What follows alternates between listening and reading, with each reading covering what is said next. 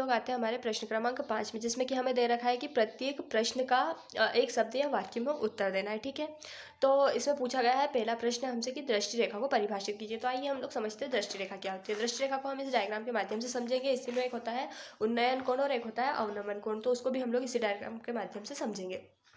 तो यहाँ पे हम लोगों से पूछा गया दृष्टि रेखा। दृष्टि रेखा क्या होती है? तो प्रेक्षक है जो कि इस बिल्डिंग पे खड़ा हुआ है। प्रेक्षक यानी कि इंग्लिश में अगर उसको बोला जाए तो ऑब्जर्वर, यानी किसी वस्तु को देखने वाला, किसी ऑब्जेक्ट को ऑब्जर्व करने वाले को हम लोग क्या बोलते हैं? ऑब्जर्वर, या हिंदी में उसे बोला जाता है प्रेक्षक।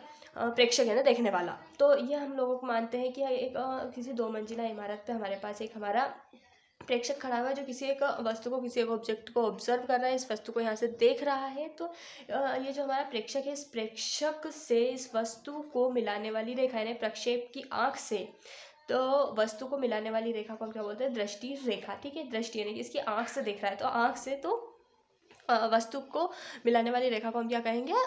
दृष्टि रेखा। ठीक है, इसी में एक हम लोगों के पास होता है उन्नयन कोण। उन्नयन कोण क्या होता है? उन्नयन कोण को समझने के लिए हम लोग इस डायग्राम से समझने का प्रयास करेंगे। उन्नयन कोण को, उन्नयन कोण क्या होता है कि मान लो अब यहाँ पे हमारा प्रक्षेप अब ऊपर नहीं खड़ा होकर कहाँ खड़ा होता है? नीचे खड़ा होता है, तथा उसे देखने के लिए अपनी आंखों को या अपने सिर को ऊपर उठाना पड़ता है, तो उसमें बनता है उन्नयन कोण। देखते हैं कैसे कि मान लो यहाँ पे जो ए ई, यानी कि जो ए ई खड़ा हुआ है, मान लो ये ए ई यहाँ पे इतनी दूरी पे हमारा एक प्रेक्षक यानी कि ऑब्जर्वर खड़ा हुआ है।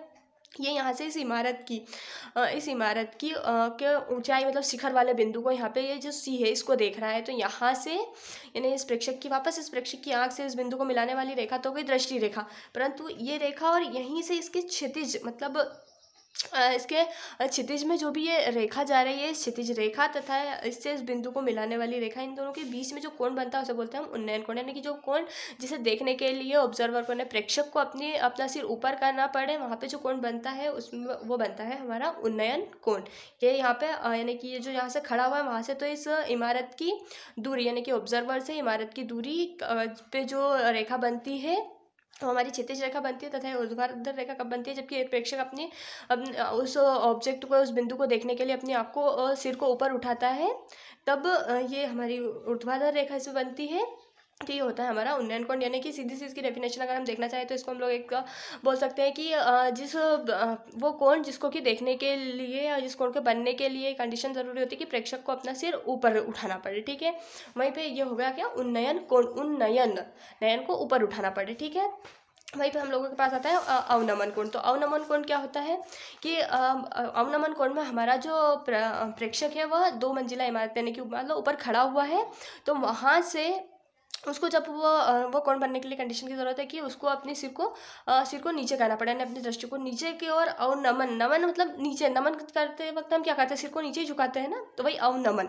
यानी कि अवनमन को कौन कब याद कर सकते हैं हम लोग? जबकि हम प्रेक्षक को उस वस्तु को देखने के लिए अपने सिर को झुकाना पड़े, तो तब बनता है, वो बनता है हमारा अवनमन कोण। यानी कि ये यहाँ से तो जो व्यक्ति खड़ा है उससे तो एकदम बिल्कुल सीधी रेखा में बनेगी। हम लोग मतलब इसको सिर्फ एक काल्पनिक रेखा मान सकते हैं। जो क्षितिज रेखा है इसको तो हम लोग काल्पनिक रेखा मान सकते हैं, यानी कि उस कंडीशन को फुलफिल होने के लिए, वो कोण बनने के लिए हमें क्षितिज रेखा की आवश्यकता होती है, इस काल्पनिक रेखा की आवश्यकता होती है, इसलिए हम लोग इसको मान लेते हैं। ठीक है, तो ये वाली हमारे पास होती है क्षितिज रेखा, और इससे यानी कि प्रेक्षक से वापस उस वस्तु को मिलाने वाली रेखा के ऊपर फिर जो एक कोण बनता है ये होता है हमारा अवनमन कोण। यानी कि अवनमन कोण क्या, सीधे से देखा जाए तो जैसे कि देखने के लिए, जैसे बनने के लिए कंडीशन आवश्यक हो कि प्रेक्षक को अपने सिर को नीचे झुकाना पड़े। ठीक है, जैसा कि मैंने बताया कि नमन कब करते हैं? तब हम क्या करते हैं? सिर को झुकाकर ही नमन करते हैं। ठीक है, तो अवनमन कोण, तथा ये हमारे पास हो गया उन्नयन कोण। जबकि सिर को उठाना पड़े, उन्नयन यानी उन्नति करते हैं तो सिर उठ ही जाता है, तो वही होता है कि अवनमन उन्नयन कोण। यानी कि सिर उठा हुआ, उन्नति की, तो उन्नयन कोण यानी कि सिर को उठाना पड़े, तथा अवनमन यानी नमन करने के लिए हमें सिर को झुकाना पड़ता है, तो यह अवनमन कोण के सिर को झुकाया गया।